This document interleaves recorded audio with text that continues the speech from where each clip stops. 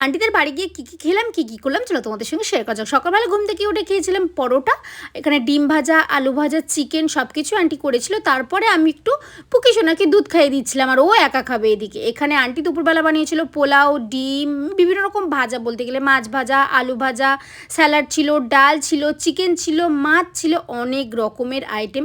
আর সত্যি কথা বলতে খাবারের টেস্ট অনেক সুন্দর ছিল। খাওয়া দাওয়া করে অনেক মজা করেছে। আর এই বাসন্তী পোলাওটা জাস্ট ওয়াও ছিল, ওয়াও। তারপরে খাওয়া দাওয়ার পরে একটু ভাত ঘুম দিয়ে আমরা বেরিয়ে পড়েছিলাম হচ্ছে গুরুর উদ্দেশ্যে। আমরা সেদিন প্রচুর ঘুরেছি, প্রায় 4 থেকে 5 ঘন্টা মতো ঘুরেছি।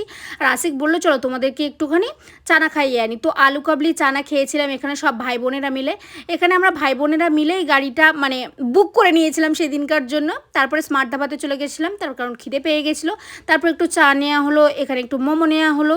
তো খাওয়া দাওয়া করলাম, ভীষণ হেসেছি সেই দিনটা, সিরিয়াসলি বলছি। তোমাদের কেমন লাগলো অবশ্যই কমেন্টে জানিও। টাটা।